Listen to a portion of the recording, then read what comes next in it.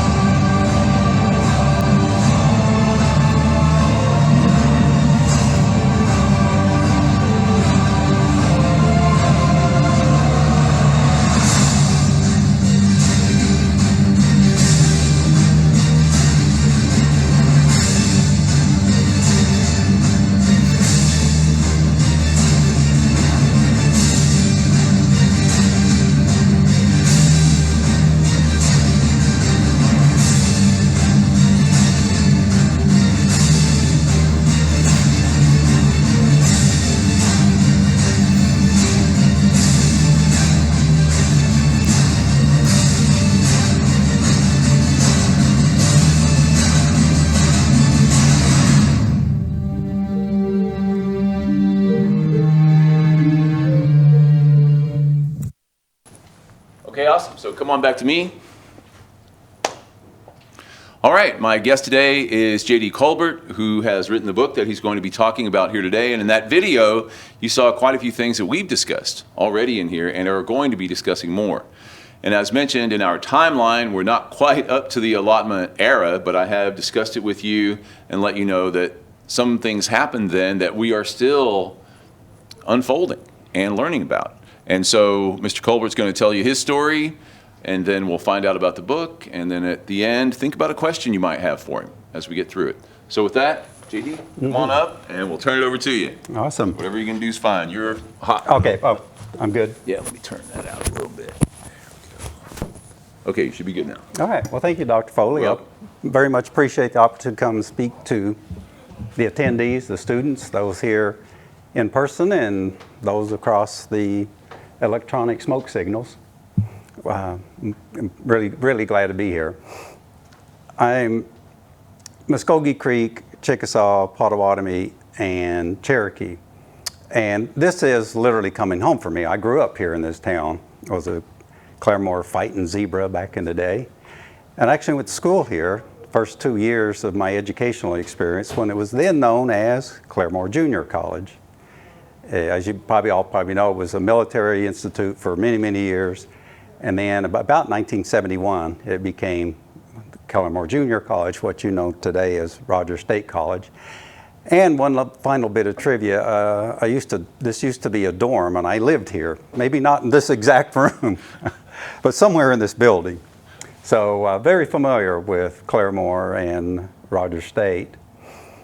So today I want to talk about my book, and I want to give you a lot of background as to how it came to be. And I think, speaking of my background here, it could very well be said that this book has been almost 60 years in the making. Dr. Foley mentioned, and I guess you all haven't quite gotten to the allotment era precisely, but you certainly know about it. You've probably talked about it. I'm sure there's been references to it. Well, I'm of an age that when I was growing up, the original allottees, what I call the allottee generation, they were still alive. They had received those certificates, the warranty deeds, and they, at that time, they would have been, we're just talking mid-60s or so, these original lottees were then in their 60s, 70s, and 80s. And so they lived this story that I weave in my book about what happened, and about a massive transfer of wealth and of land, of which they were, too many of the allottees were the victims of what the esteemed Dr. Angie DeBow rightly calls a grand conspiracy to steal the lands and the oil wealth. Well, I heard those stories firsthand. And so all these years later, I kind of felt a calling, I suppose, to endeavor to be their voice, to tell what really happened, and pull this history, which has so long been hidden under the rug and deep in the closet, out where it hopefully, and the fundamental goal of writing the book was to bring greater public awareness of what happened here. And I don't know where things might go from there. I'm not looking that far ahead. I'm just trying to live in the present to bring this history to light. And so I would say that in writing my book, I'll put a copy of it there. In writing my book, I would say I've relied on 4 primary principal sources, some of which I think you're perhaps familiar with. And speaking of Dr. DeBow, I would begin in terms of sources that I relied on heavily. Dr. DeBow's classic work, And Still the Waters Run, The Betrayal of the 5 Civilized Tribes. This was published by the Princeton University Press in 1940. Interestingly, Dr. DeBow being an esteemed historian, her scholarship is simply first rate. Originally, the plan was for the University of Oklahoma Press to publish her book in 1936. However, Dr. DeBow pulled no punches. And as she has famously said in various interviews, she said, "I named names. I told the truth." And I think we are all so much the better for that. Although she did wind up getting blacklisted and punished for many years. Thankfully, by the end of her life, she was honored, rightly honored, for the work that she did. And you may know she has a portrait hanging in the Oklahoma State Capitol. And so she is rightly revered to this day. But when she named names, she literally named names, and that included the then governor of Oklahoma, pretty much the entire board of trustees of the University of Oklahoma, and a ton of other people. Not surprisingly, they wouldn't publish her book. And so there was a Dr. Brandt, who was then the director of the OU Press. He moves to Princeton, and the rest is history. The publication and the very exquisite scholarship in her book, very, very, very well documented. So that is a huge source that I relied on. Number 2 was a publication I'm not sure you're familiar with, but if you read my book, you'll become very familiar. Have you all heard of a Native activist, musician, writer named Zitkala Sa? She's Lakota. Well, she is a protagonist in my book, so you will get to know her if you read the book. But her scholarship predates that of DeBow, and in fact, DeBow relied a lot on Zitkala's report, this one that was published in 1924 by the Indian Rights Association, called Oklahoma's Poor Rich Indians. And I've got a couple of excerpts, just a couple of paragraphs to give you a flavor of what was in this. Really, I think rightly could be called an expose of what was going on in Oklahoma's early years at the tail end of Indian Territory. So we'll kind of circle back to her in just a moment. And then lastly, this publication, Kate Barnard, who was Oklahoma's first Commissioner of Charities and Corrections. A good friend of mine, Connie Cronley, wrote this book. Kate Barnard was tiny. She was small framed, but she was quite fiery and quite determined to implement reforms in Oklahoma prisons, orphanages, labor practices, and generally I think she was pretty successful. And she was beloved by most Oklahomans, and we're talking 1908, 1912, in the very, very early years of Oklahoma statehood. And she was known affectionately across Oklahoma as our Kate.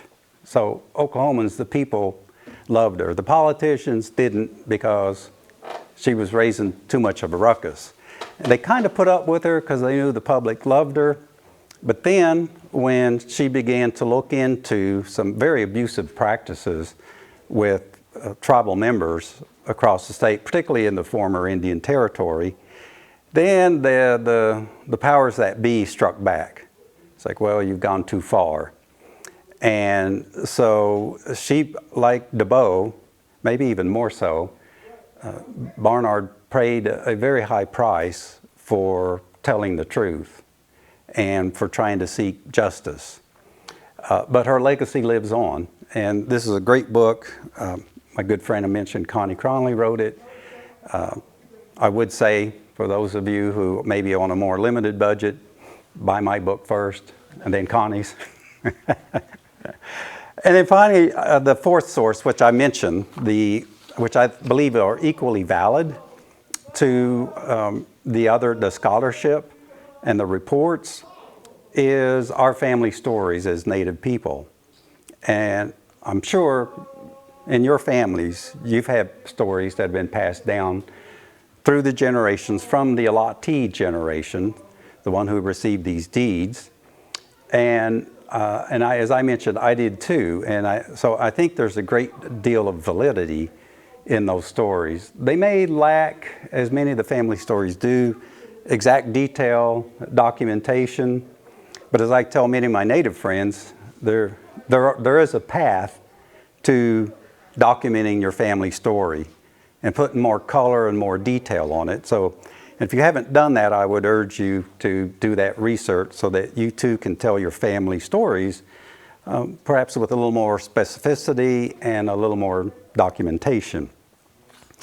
So with that, I'm going to do a couple of readings. The first one, if I can find my glasses, first one is the book jacket summary. So it'll give you an overall flavor of what's in the book. Kill the Indian, save the man. That is the goal of the Dawes Commission, a federal agency. The commission is charged with destroying the Muskogee Creek Nation by allotting communally owned tribal lands to individual members. Forced assimilation is the zeitgeist of 1920s Oklahoma. Sam Davis is a handsome, roguish half-breed. He brokers real estate between illiterate Creeks and land-hungry palefaces. Assimilation makes for good business. Oil strikes bring thousands of fortune-seeking whites to Tulsa. Sam's commission soar against cascading reports of missing and murdered Creeks. When Sam is asked to find Millie Nahartke, a missing Creek girl, he meets Zitkala, a beautiful Lakota Creek activist from the Indian Rights Association. Determined to protect the Creeks, Zitkala is investigating stories of graft and murder. Sam and Zitkala discover a grand conspiracy to steal creek allotments in the Glen Pool. It is the world's largest reservoir of oil. The trail leads to Tulsa City Hall and powerful Mayor John Simmons. The mayor has a grandiose vision of creating the Magic City. Sam is unwittingly but deeply entangled in the conspiracy. As he descends deeper into the darkness of the web of deceit, the luminosity of his native identity increases. Sam and Zitkala carry on a passionate and tempestuous love affair as they struggle to defeat Mayor Simmons and his oil baron cronies. In Millie, the missing Creek girl, Zitkala must confront a tragic secret from her past, while Sam grapples with a clarion call of his Creek culture. So my book is in the genre of a historical fiction. I call it a historical fiction thriller. And I didn't want to reprise another strictly historical rendering of this story because it's been so well done, especially by Dr. DeBow and others. But I wanted to animate the story in a way that you as a reader could relate to and perhaps feel the emotions of what these real individuals went through. So, and I think we all know, except for perhaps us history nerds like myself, most people aren't going to sit down and read a dry history book. It's just not going to happen. So I endeavored to reach a broader audience, again with the idea of bringing greater awareness of this story by casting this story with real characters who actually lived, but in a sense of a love story, the conspiracy that happened, and just make it more, shall we say, user-friendly. So that was my goal. The book is fundamentally, while there are various aspects of it, it's really about one man's search for his identity, Sam Davis, the Creek half-breed. And for those who were half native, half white back in the day, earlier in the 20th century, Oklahoma's beginnings, to be a half-breed may very well have been worse than being a full-blood, because the dominant society didn't really know what to do with you. Were you native or were you white? That was a big phenomenon back in the day. Obviously not so much anymore, but it was back then. So Sam has these identity issues, and I imbue in Sam's character a fundamental lie that he believes in, that drives him, pretty much all of his actions and his goals, which is if he can just accumulate enough wealth, he will be admitted into white society and he will have found happiness. That's the lie he believes in, and I would observe, I think, that for all of us, there either are or have been some fundamental lies that we believe in, that drive us, that inform our goals. And oftentimes that lie is when we do discover in life that, oh my God, it was a lie. The thing I've been striving for, I ultimately come to reject and go another direction. So without giving away too much of the plot, that is Sam's character arc. He starts at one point, he's going to wind up at another. His co-protagonist and love interest, Zitkala, she is, of course, kind of his foil. She is the change agent in his life. She's the one who begins getting him to question what he's doing, why he's doing it.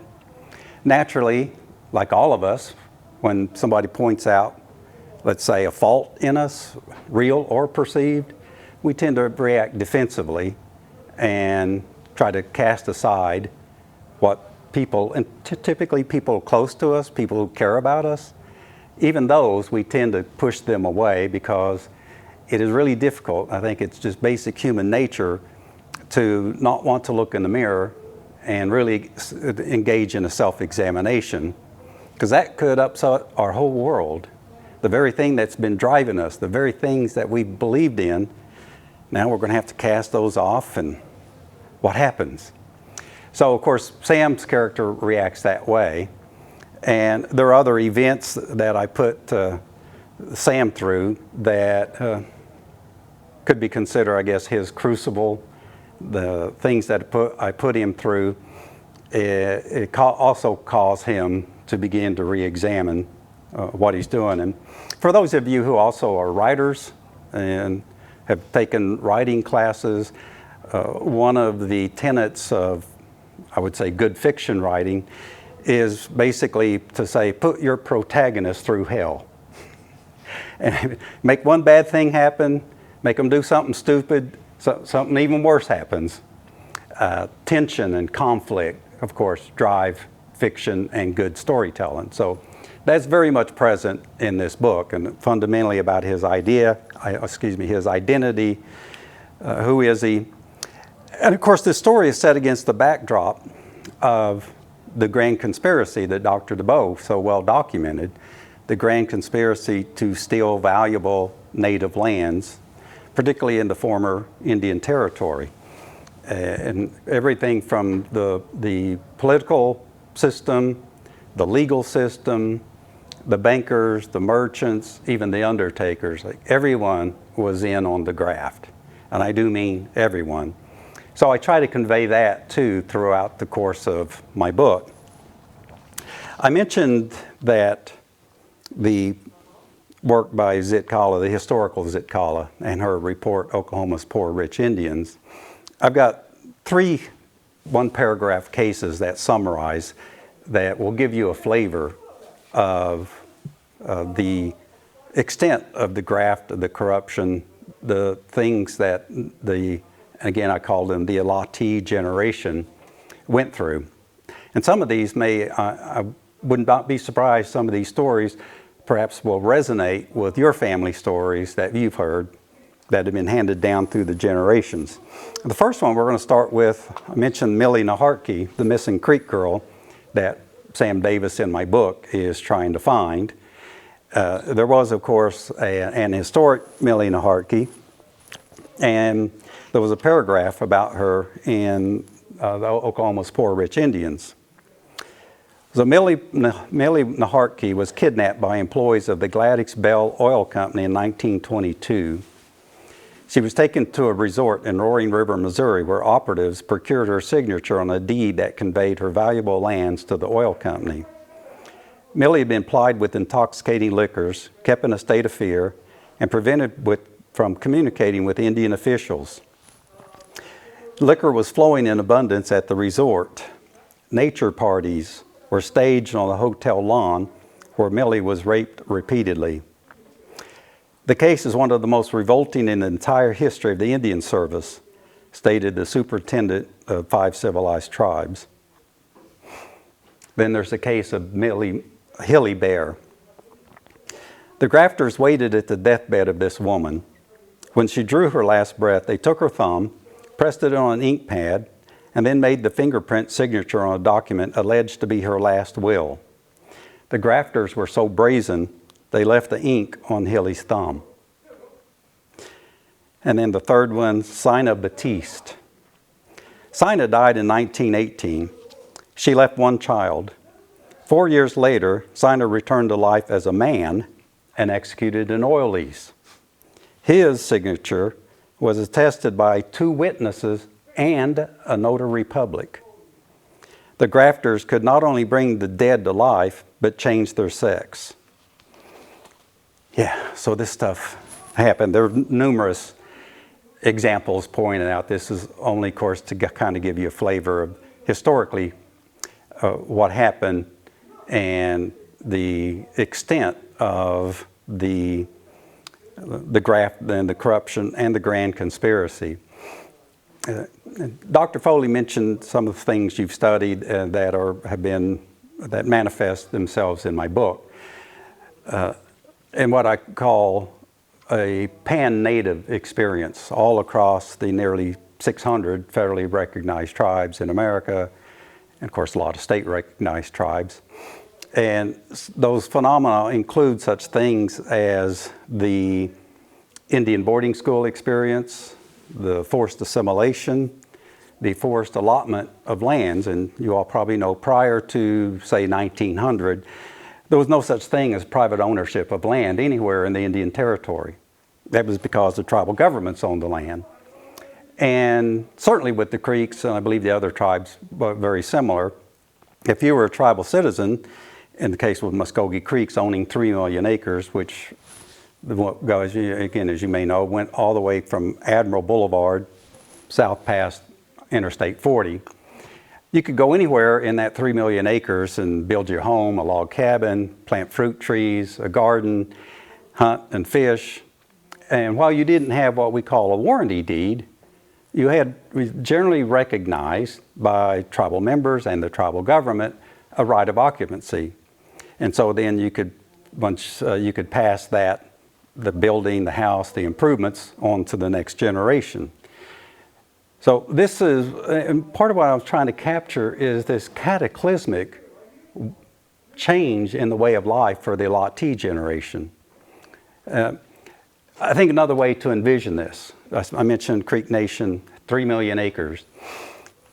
We oftentimes say, and even in Indian country, this is widely stated, that so-and-so, or let's say I'm talking about my grandmother. Well, my grandmother was given 160 acres. Well, that's one way to look at it. But I think a better way to look at it, to really understand the cataclysmic change, is that 3 million acres were taken from my grandmother and she was left with 160. If you put yourself in that mindset, I think then you can begin to understand the extreme trauma for the allottees. It wasn't just about the legalistic land ownership. This was a change of life, and it was purposeful, emanating from Washington, D.C., kill the Indian, save the man, wash out the Indianness, and assimilate into the dominant society. The allottee generation bore the brunt of that trauma. And so I hope to honor them by telling their story through my book.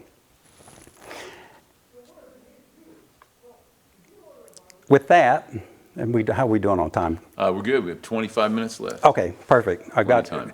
Just a couple of excerpts I'd like to share with you. And I'll also, after I read each excerpt, say a little bit about what I was hoping to get across to the reader. This is from the opening chapter. Oh, and by the way, I won't give away any of the plot points. And I was, when I was trying to decide, well, what do I read? Because, that's the usual expectation of an author talk. You read a little bit from your book. Certainly didn't want to give away any plot points, but I decided what I wanted to do was try to introduce to you in my reading the main characters and the things that are driving them and the setting and the tone of what was going on in that particular chapter. So we're going to begin at the beginning.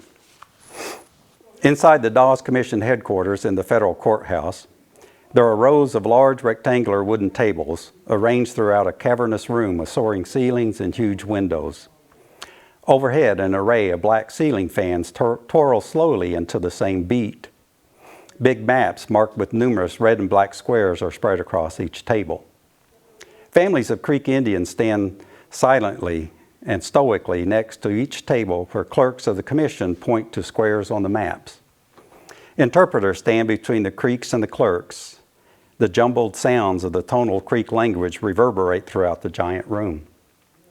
Sam Davis, mid-40s, a half-breed Creek, handsome, addresses a group of submissive and melancholy Creeks. He quotes the poetry of the famous Creek bard, Alexander Posey.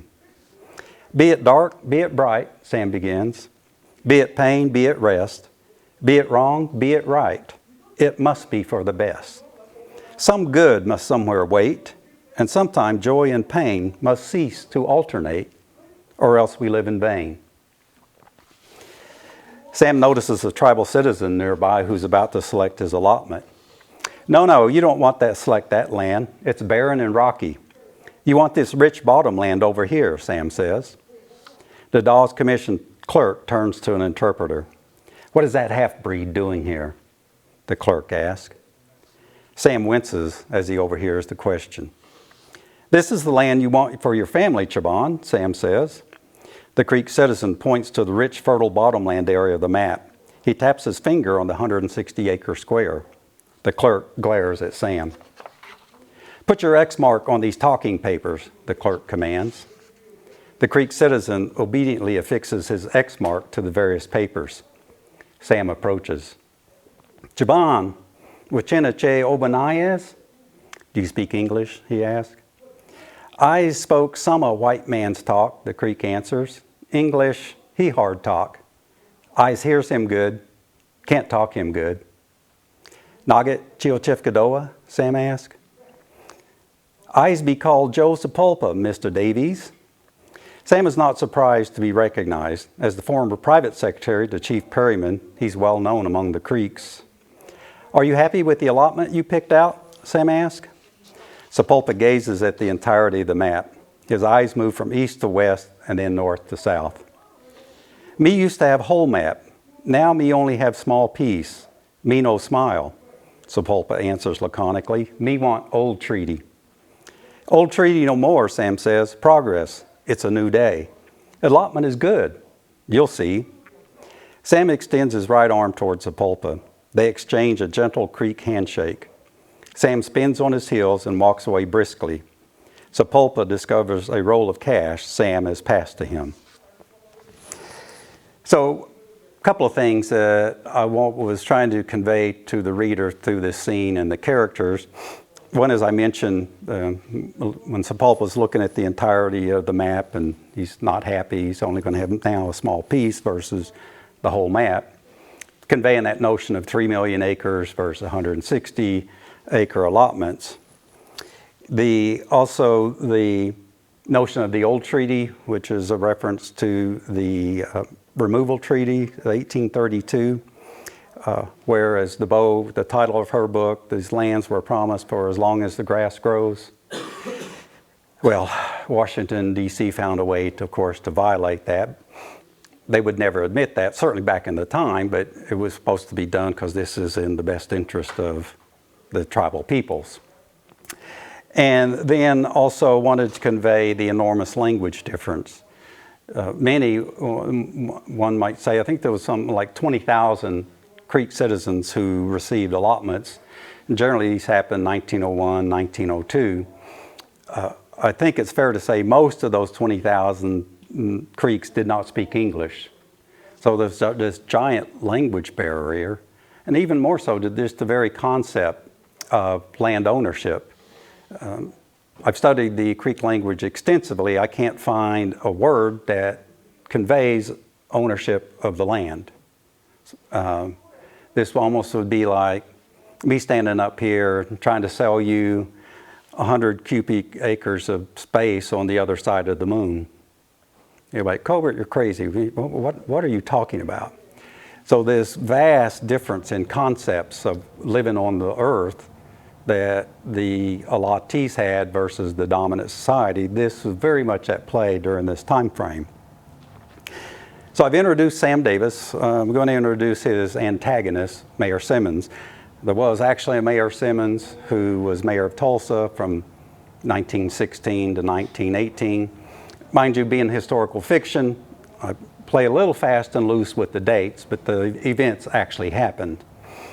And one thing about Simmons is there was a death of a Muskogee Creek allottee. She stood to inherit the lands where the gathering place is over in Tulsa and that whole really rich area called Maple Ridge.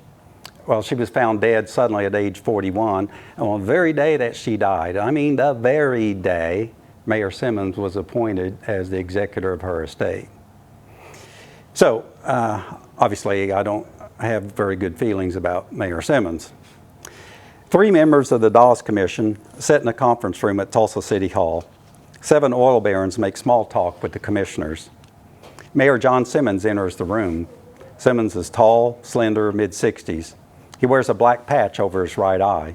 Simmons calls the meeting to order. Welcome all, the mayor says. Let's get to business. Chairman Bigsby, we need to know when your commission is going to put an end to this infernal allotment process. It's retarding Tulsa's growth. We've got oil wells to drill, real estate to develop, and a city to build. The oil barons nod in agreement. However, Chairman Bigsby takes the front. Mr. Mayor, Bigsby replies, the Dawes Commission is a federal agency.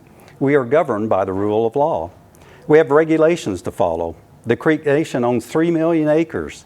We are charged with allotting that land to 20,000 creeks. This is a complex process. How do we know who a Creek citizen is? It took us 5 years to get the citizenship rolls from all 44 Creek tribal towns, but the documents were fragmented. Some pages were torn out, names were crossed out, and even other names written in the margins. It was a huge mess. We had to build the rolls ourselves. We spent years chasing down creeks in the hills and valleys, not to mention having to deal with 200,000 whites who fraudulently claimed tribal membership. We now know who gets an allotment. However, thousands will not come in to select their land. Many of them are sympathetic to the snakes, and others are a prey to Chitto. Chitto Harjo and the crazy snakes, the mayor says. My bête noire, so it seems. Mine too, Bixby laments. It took us forever to survey Creek Nation because the snakes tarred and feathered our surveyors. Many creeks don't want anything to do with the commission.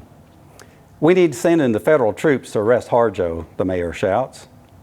Mr. Mayor, since you've been lambasting the feds in the press, including my commission, I'm afraid you aren't going to get a sympathetic reception. The mayor leaps out of his chair. In his hair-trigger anger, the mayor's one eye bulges out, red veins prominent. Let me be clear. I will not allow any pettifogging, outdated laws, or federal meddling to get in the way of my building a great city. I have a vision of Tulsa as a lit city on a hill, a place where anybody with ambition and hard work can make their dreams come true. A magic city where unfettered commerce beckons those with an enterprising spirit. I'll be damned if I let anyone or anything stand in the way of my vision for Tulsa. Get the land allotted to the creeks, Chairman Bixby, now. The assembled Loyalmen give the mayor a standing ovation. So in this chapter, one of the things I was trying to do was to convey the intent, vision of the mayor to create the magic city and how he's not going to let anything stand in his way.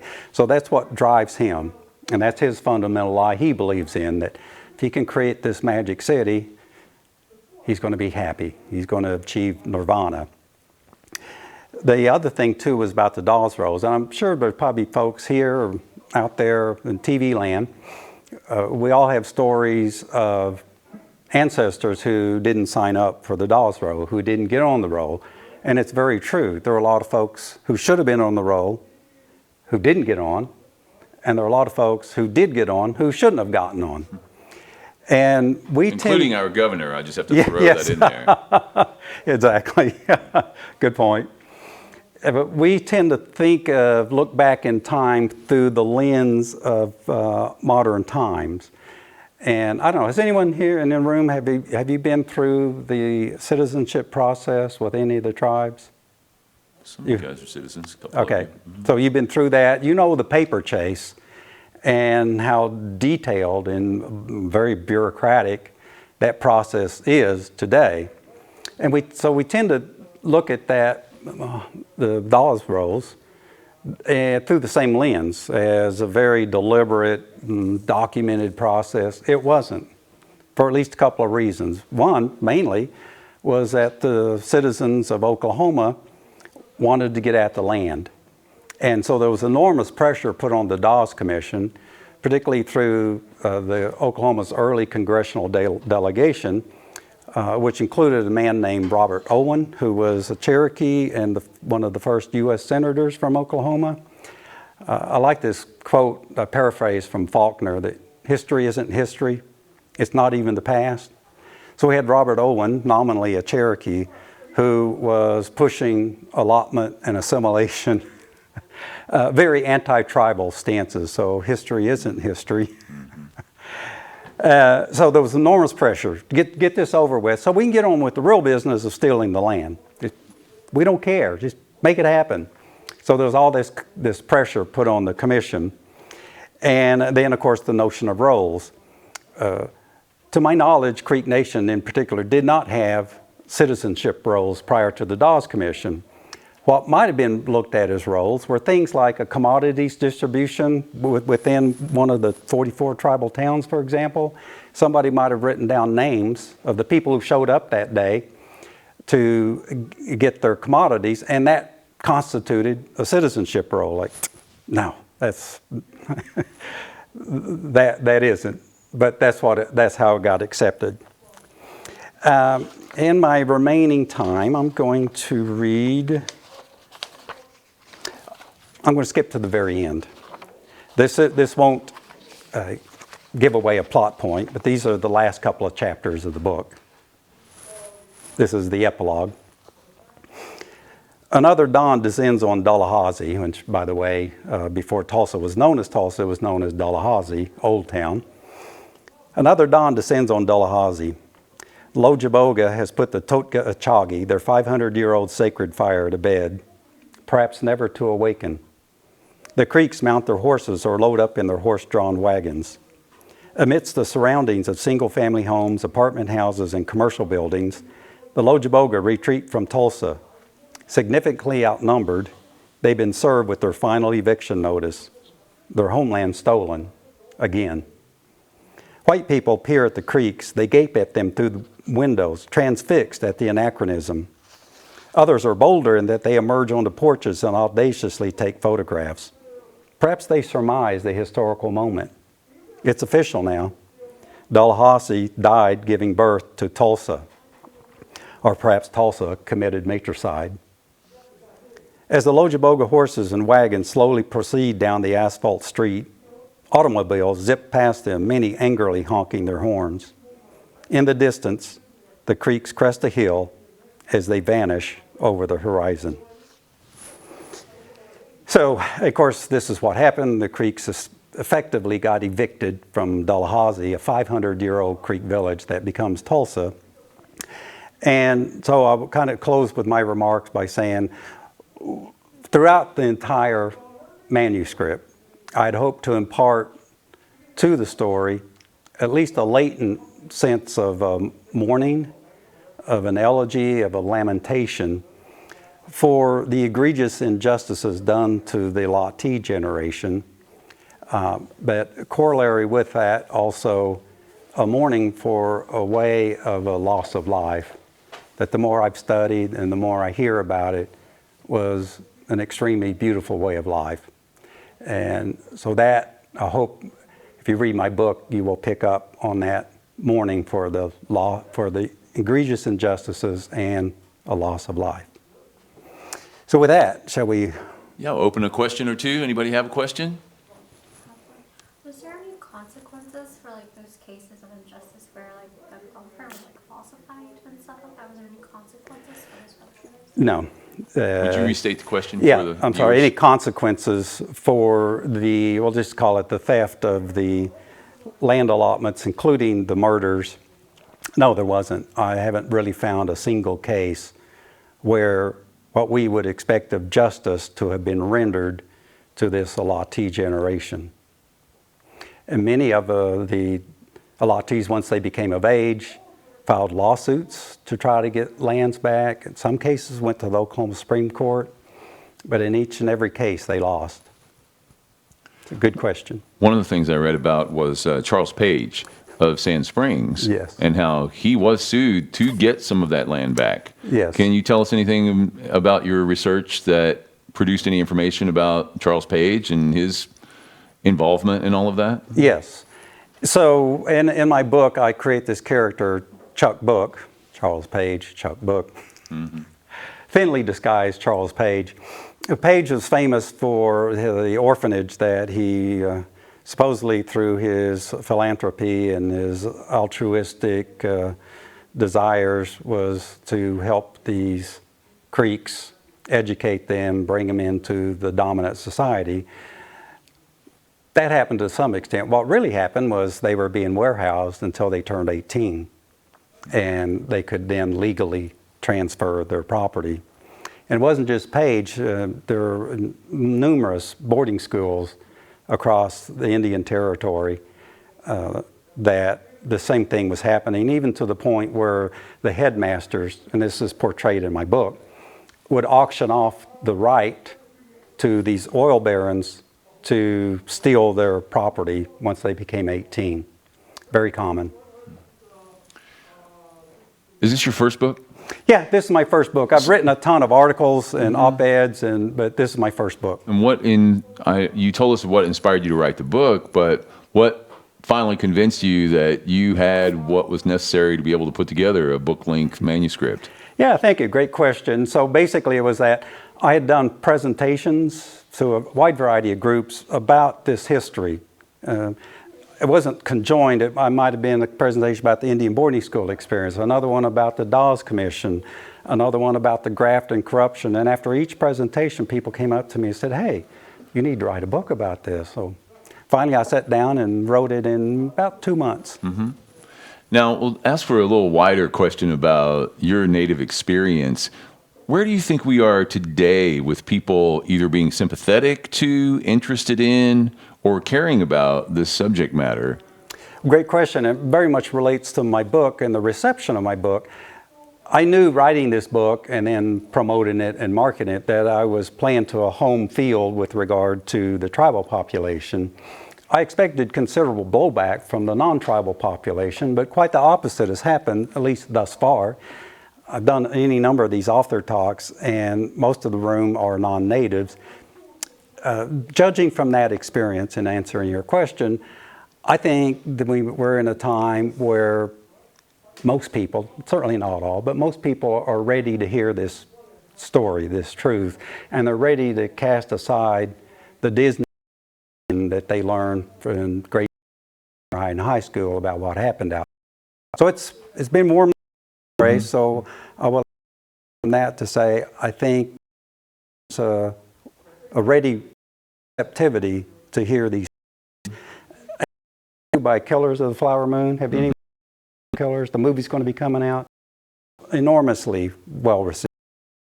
I have one question about the of the book, and I noticed readings that your character who speaks English, sort of a pidgin, you worked with that or decided as to include that bare English or half English.